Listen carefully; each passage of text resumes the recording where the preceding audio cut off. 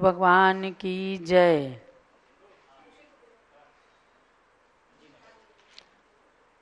अयोध्या शाश्वत तीर्थ की जय। ओम नमः सिद्धेभ्या। बोलो चौबीसों भगवान की जय। परम पूज्य गणिनी प्रमुख श्री ज्ञानमती माता जी की समय हो गया है और क्लास शुरू होने जा रही है। गतियों से आने जाने के द्वार। कल आपकी परीक्षा है, ये सब लोग जान चुके हैं। 30 मार्च रविवार को कल इसी समय 3:30 बजे परीक्षा होने वाली है। जैसे पहले आप परीक्षाएं देते आए हैं, जूम चैनल के चैट बॉक्स में पेपर डिस्प्ले किया जाएगा। 20 प्रश्न हैं और एक प्रश्न के 4 उत्तर। 4 में से कोई एक सही है, शेष गलत। अब आपको अपने ज्ञान का उपयोग करना है कि कौन सा सही है। उसमें टिक करना है, सेंड करना है, सबमिट करके हमारे पास में वो पहुंच जाएगा और परसों ही उसका रिजल्ट भी आ जाएगा। तो भव्यात्माओं, एक दूसरे को आप सूचना कीजिए कि गतियों से आने जाने के द्वार नाम के विषय का जो अध्ययन किया गया है, रुचिकर विषय है। आप सबने जाना है कि कौन सी गति से जीव कहाँ जा सकता है और कौन सी गति से, कौन सी गति में कैसे आता है। चारों ही गतियों में अनादिकाल से हम सबने भ्रमण किया है। कोई गति बाकी नहीं रही जिसमें नहीं गए। अब हीरा सा मनुष्य जन्म जो मिला है उसका सदुपयोग करके और हमें उसे सार्थक करना है। तो अब हम चलते हैं, शेष जो थोड़ा सा विषय बचा है उस पर दृष्टिपात करते हैं। सरस्वती नमस्तुभ्यं वरदे कामरूपिणी विद्यारंभं करिष्यामि सिद्धिर्भवतु मे सदा। जलो द्वादशांगमयी जिनवाणी माता की जय। सरस्वती की प्रतिकृति परम पूज्य गणिनी प्रमुख श्री ज्ञानमती माता जी की जय। पुस्तक में पेज नंबर 19 पर आ जाएं। चारों गतियों में देव गति को सबसे अंत में लिया है। लोगों को भाने वाली गति, सुख की अधिकता जिसके अंदर है, और चूंकि मनुष्य भी सम्यक दर्शन को प्राप्त करने के बाद नियम से देव गति में ही जन्म धारण करते हैं, इस बात को बताया गया है। बस देव के वैभव में वहाँ रम करके अपने सम्यक दर्शन को छोड़े ना, ये सबसे बड़ी शिक्षा इसमें लेनी है। तो कैसे कैसे कौन कौन जीव किस देव पर्याय को प्राप्त करते हैं, ये जाना कि देवास चतुर्निकाया देव के 4 भेद हैं। भवनवासी, व्यंतर, ज्योतिषी और कल्पवासी। तो भवनवासी, व्यंतर और ज्योतिष को कहते हैं भवनत्रिक। इनमें लोग पुण्य करके और मिथ्यात्व से सहित भी होते हैं तो चले जाते हैं। किंतु कल्पवासी देवों में, माने कल्पवासी किन्हें कहते हैं, जो 16 स्वर्ग हैं, सौधर्म स्वर्ग से लेकर अच्युत स्वर्ग तक, ये 16 स्वर्ग कल्पोपपन्न कहलाते हैं और इनमें रहने वाले देवता कल्पवासी देव कहलाते हैं। 3 लोक की रचना में जब आप देखेंगे तो एक एक स्वर्ग के दो पार्ट हैं। एक इधर सौधर्मेंद्र और एक तरफ ईशानेंद्र। दक्षिणेंद्र सौधर्मेंद्र होते हैं और उत्तरेंद्र ईशानेंद्र। तो 8 कल्पों के अंदर 16 स्वर्ग माने गए हैं।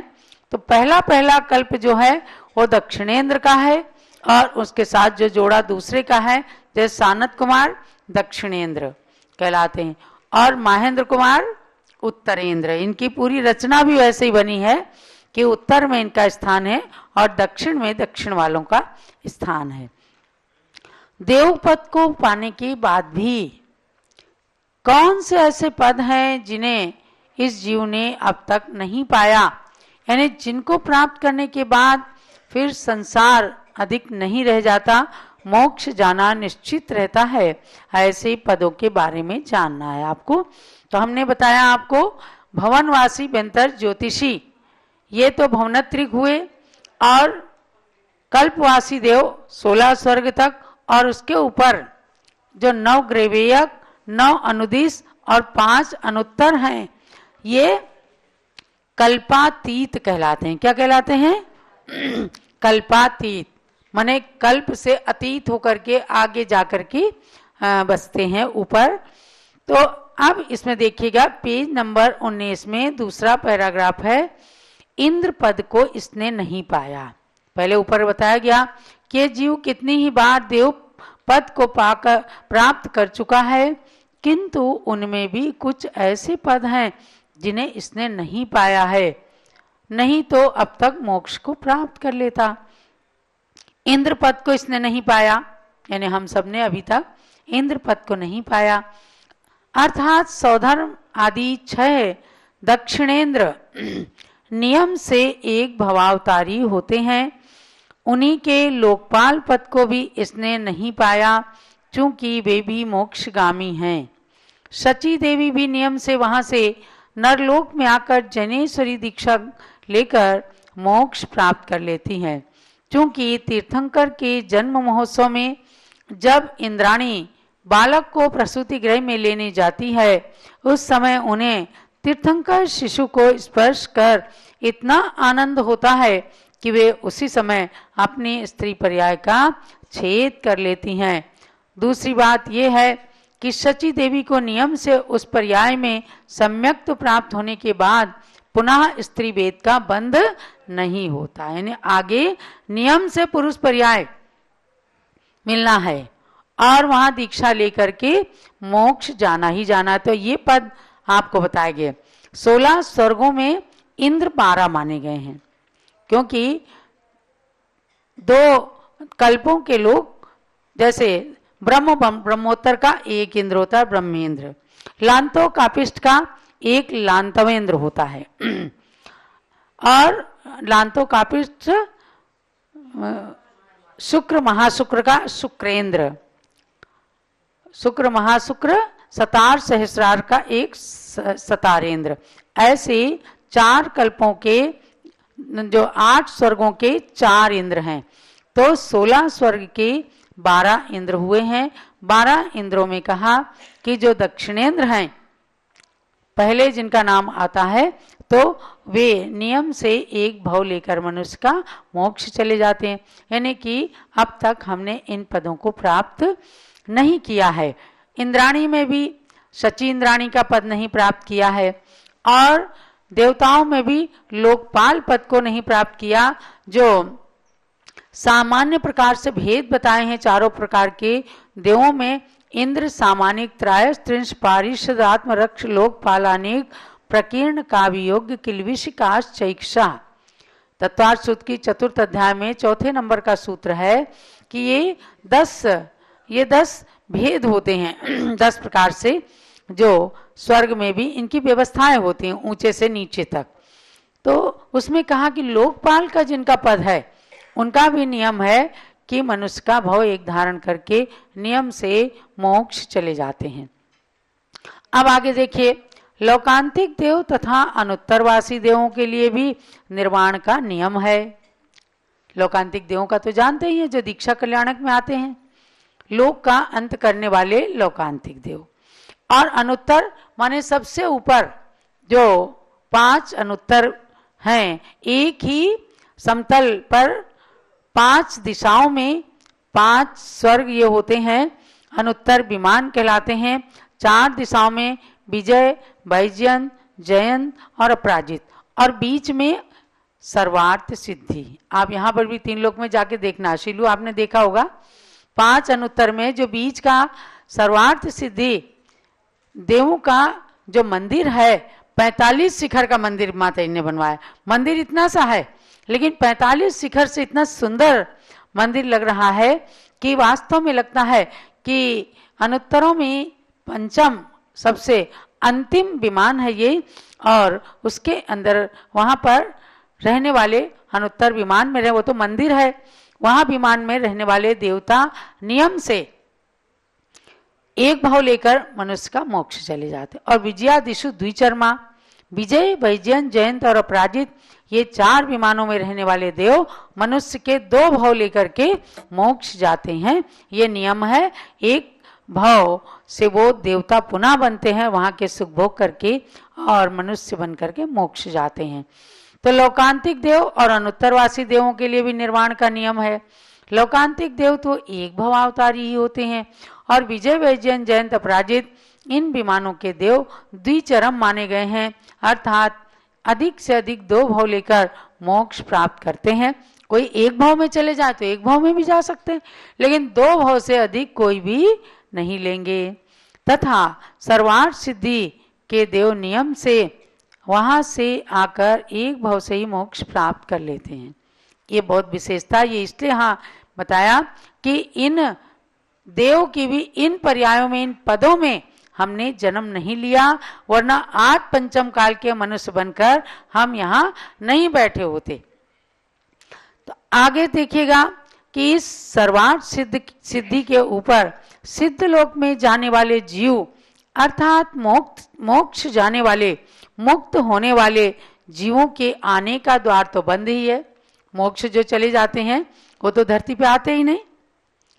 दिगंबर जैन सिद्धांत का ये नियम है कि मोक्ष जाना मतलब 8 कर्मों को नष्ट करके अपनी आत्मा को, भगवान आत्मा को प्राप्त कर लेना, उसके बाद फिर संसार में नहीं आते। तो कहा कि फिर संसार में आने का मार्ग ही उनका बंद हो गया। ऐसा नहीं है कि वह आना चाहते हैं तो बंद है, आते ही नहीं है, इसलिए सर्वथा सर्वदा उनका वह मार्ग बंद ही है। और मुक्ति गति में जाने के लिए एक मनुष्य गति का ही द्वार है। तो मोक्ष से आने का द्वार तो बंद है और मोक्ष में जाने का द्वार एक है। मनुष्य के अलावा देखो, सिद्ध शिला के बिल्कुल नीचे सर्वार्थ सिद्धि वाले देव रहते हैं, लेकिन वे सिद्ध शिला में जा नहीं सकते, सिद्ध शिला का स्पर्श नहीं कर सकते। ये ध्यान रखना, सिद्ध शिला को जाएगा तो मनुष्य ही जाएगा। यानी कि 14 राजू जो नीचे से ऊपर तक 3 लोक का प्रमाण है, 7 राजू यानी मध्य लोक में मनुष्य हैं, वहां से तपस्या करके मोक्ष जाते हैं। 7 राजू चले जाएंगे, लेकिन एक बाल का अंतर है, जहां सर्वार्थ सिद्धि और सिद्ध लोक में उसको नहीं छू सकते। ये विडंबना है, ये देवों के असंयम का प्रतीक है कि देव चाहे जितने सुखी हों, लेकिन वे मोक्ष जैसे सुख को प्राप्त नहीं कर सकते, और ना मोक्ष से उनके सुख की तुलना की जा सकती है। स्वर्ग का बहुत सुख सुनते सुनते एक व्यक्ति ने संत से प्रश्न किया कि भगवान, स्वर्ग के अंदर कैसा सुख है, आखिर बताइए तो सही कि किस प्रकार का, वह उस चक्रवर्ती के समान सुख है कि उस राजा के समान सुख है, किसके समान सुख है।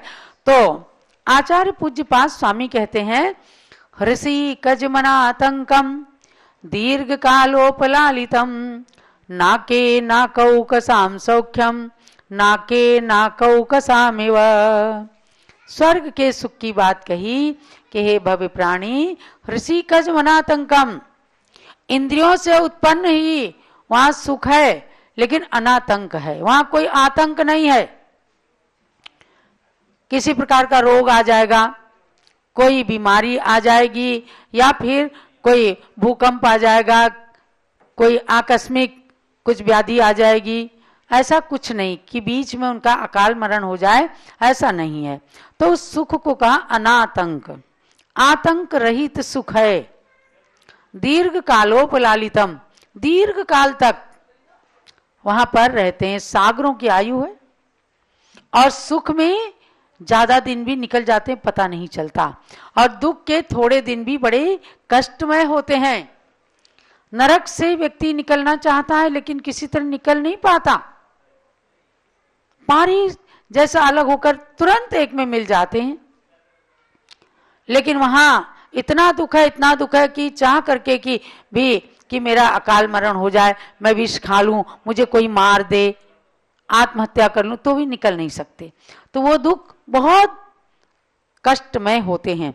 और देवताओं में सुख ही सुख है, तो वहां पता ही नहीं चलता। और जब वहां से निकलने वाले होते हैं तो कुछ देवता बेचारे दुखी हो जाते हैं, इतना सुख, और उसके बाद मैं कैसे जाके माँ के गर्भ में 9-9 महीने तक रहूंगा, सोच सोच के परेशान हो जाते हैं। तो जो मिथ्या दृष्टि होते हैं वे बेचारे संक्लिष्ट हो करके आकर के एक इंद्री भी बन जाते हैं, एक इंद्री जीव देवता से, इसलिए कि संक्लिष्ट परिणामों से मरते हैं। और जो सम्यक दृष्टि होते हैं, कर्मों की गति को जानते हैं, जो जन्मा है वो मरेगा ही, तो वो आकर के मनुष्य पर्याय में उत्तम पदों को धारण करने वाले मनुष्य बन जाते हैं। तो कहा आचार्य देव ने कि दीर्घ काल तक वहां सुख भोगते हैं। तो हे भव्य प्राणी, अब उस सुख की तुलना मैं किसी से नहीं कर सकता। नाके नाकौ कसाम सौख्यम, नाके माने स्वर्ग में, नाकौ कसाम सौख्यम, स्वर्ग में रहने वाले देवों का सुख जैसा है बस वैसा ही है। नाके नाकौ कसाम माने जब जाना तो वहां देख लेना उसकी सुख की बात को। हम मनुष्य की जिह्वा है चूंकि, तो हम देव के सुखों को नहीं कह सकते, बस उनका सुख उनके सुख के समान ही है।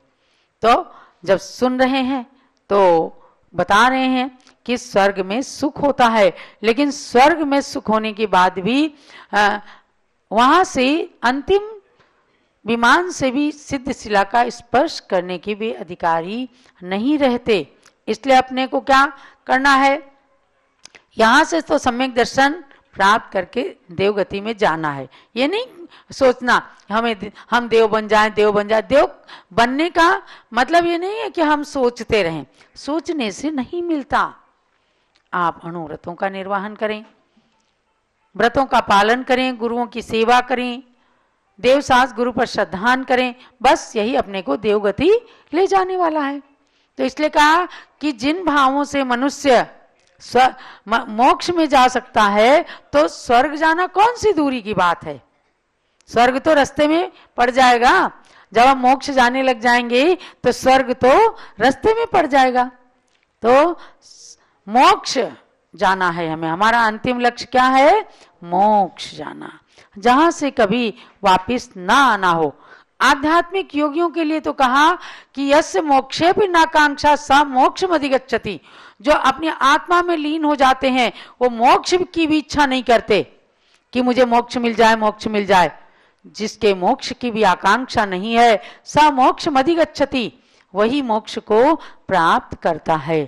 तो इस बात को जानते हुए अंत में हम जानते हैं भवनवासी, व्यंतर, ज्योतिषी, इन 3 प्रकार के देवों में सम्यक दृष्टि जीव जन्म नहीं लेते हैं, किंतु वहां पर सम्यक ग्रहण कर सकते हैं। यानी कि चारों ही गतियों में सम्यक दर्शन उत्पन्न हो सकता है। तो सभी प्रकार के देवताओं में भी सम्यक दर्शन उत्पन्न हो सकता है। यह नहीं है कि सबको सम्यक दर्शन हो ही जाए, कोई निमित्त मिलता है तो उन्हें सम्यक दर्शन हो जाता है, और नहीं निमित्त मिल पाता, नहीं भाव बन पाते, तो बस दुख में ही मार काट करते रहते हैं, या फिर सुख में निमग्न रहते हैं देव पर्याय में, तो वहां पर नहीं सम्यक दर्शन को प्राप्त कर पाते। मुख्य रूप से जानना है कि देवगति में सम्यक की उत्पत्ति के 4 कारण हैं। जाति स्मरण, जिन महिमा दर्शन, धर्मोपदेश और देवर्धि दर्शन। अच्छे अच्छे अपने से बड़े स्वर्ग के देवों की रिद्धि देखी, अरे इनके पास तो इतना वैभव है, तो एक तो क्या है, ईर्ष्या करते, इसके पास क्यों है, मेरे पास क्यों नहीं है, और तो उससे ईर्ष्या से कर्म का बंध हुआ।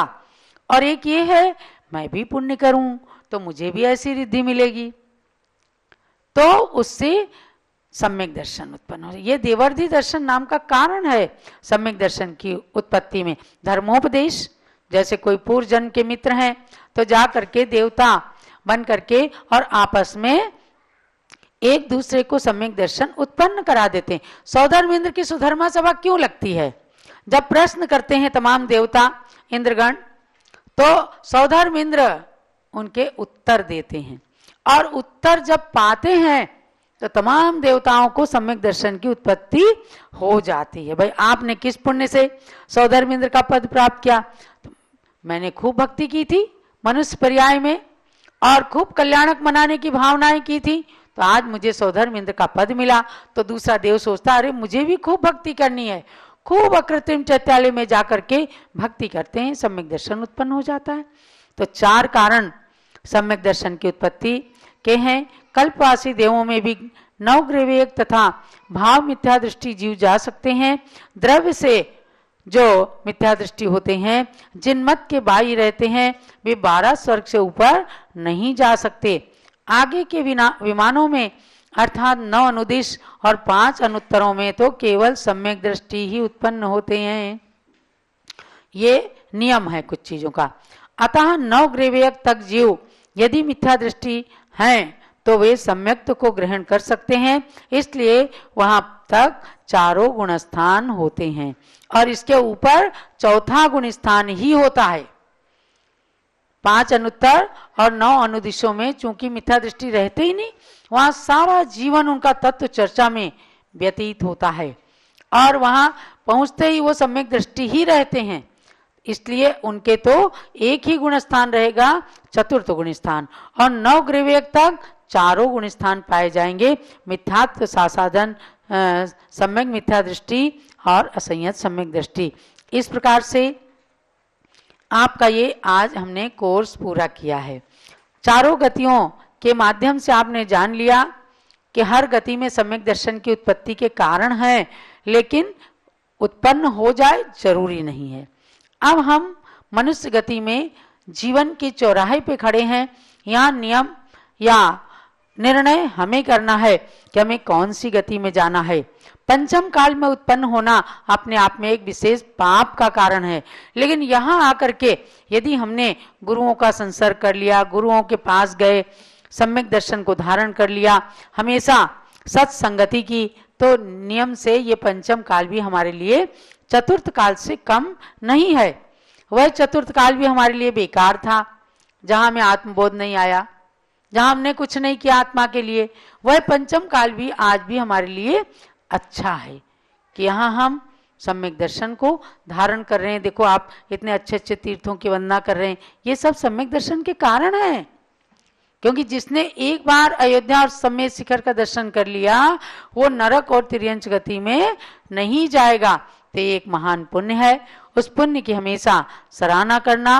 और आप सबके लिए आज इस स्वाध्याय का सार बताते हुए यही कहना है कि जो भी उपस्थित हमारे पारस चैनल के दर्शक हैं और ऋषभ देव जूम चैनल के दर्शक हैं, सब एक दूसरे को सूचित कर दें कि पहले के समान ही परीक्षा हमारी कल होने जा रही है।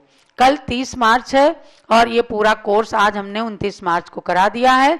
अब इसकी परीक्षा कल आप लोगों को देना है। मत डरना मत, बिल्कुल परीक्षा देना, इससे अपने ज्ञान का परीक्षण होता है, ज्ञान की वृद्धि होती है, और उसके बाद सारे रिजल्ट देख करके अगर किसी का कोई गलत भी होता है तो कम से कम उसे सुधरने का अवसर प्राप्त होता है। तो माता जिनवाणी का की कृपा प्रसाद आप सब पर बनी रहे। पूज्य ज्ञानमती माता के आशीर्वाद से आप सब कल परीक्षा देकर उत्तीर्णता को प्राप्त करें, यही सबके लिए मंगल आशीर्वाद है। अब गुरु पूजा की ओर चलते हैं, गुरु भक्ति की ओर। पहले आचार्य देव के लिए अर्घ चढ़ाएंगे, पुनः पूज्य माता की पूजन करेंगे। प्रथमाचार्य शांति सागर के पद में अर्घ्य समर्पण है। वीर सिंधु अरुणेमि सिंधु आचार्य के पद का अर्चन है। परम तपस्वी तीनों गुरु शिव पद साधक कहलाते हैं। इन पद में चंदनामती हम अर्घ्य कथाल चढ़ाते हैं। ओम ह्रीं श्री शांति सागर वीर सागर नेमि सागर चरित्र मुनिन्द्रेभ्यो अनंत पद प्राप्ति अर्घ्यम निरुपावती स्वाहा। चलो परम पूज्य गणदेव प्रमुख श्री ज्ञानमती माता जी की जय। पूज्य माता जी पूजन करो जी, श्री गणनी ज्ञानमती माता जी की पूजन करो जी।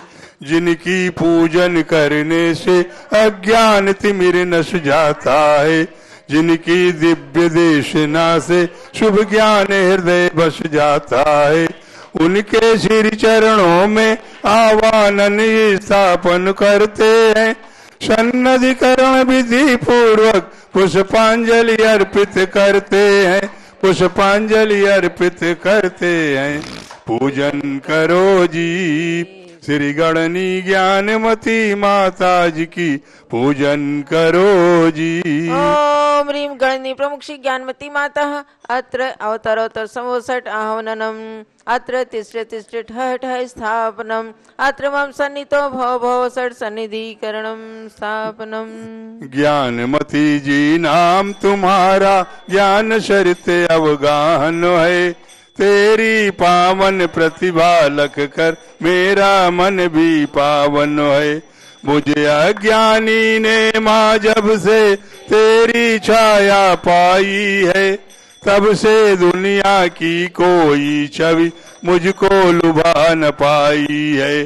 ज्ञानामृत जल पीने हेतु तव पद में मेरा मन है, तेरी पावन प्रतिभा लख कर मेरा मन भी पावन है। ओम ह्रीं गणनी प्रमुख श्री ज्ञानमती मात्रे जलम निरुपामति स्वाहा। चंदन और सुगंधित गंधों की वसुधा पर कमी नहीं, लेकिन तेरी ज्ञान सुगंधि से सुरभित है आज मई। उसी ज्ञान की सौरभ लेने को आतुर मेरा मन है, तेरी पावन प्रतिभा लख कर मेरा मन भी पावन है। ओम ह्रीं गणनी प्रमुख श्री ज्ञानमती मात्रे चंदनम निरुपामति स्वाहा। जग के न स्वर वैभव से मैंने शाश्वत सुख था चाहा, पर तेरे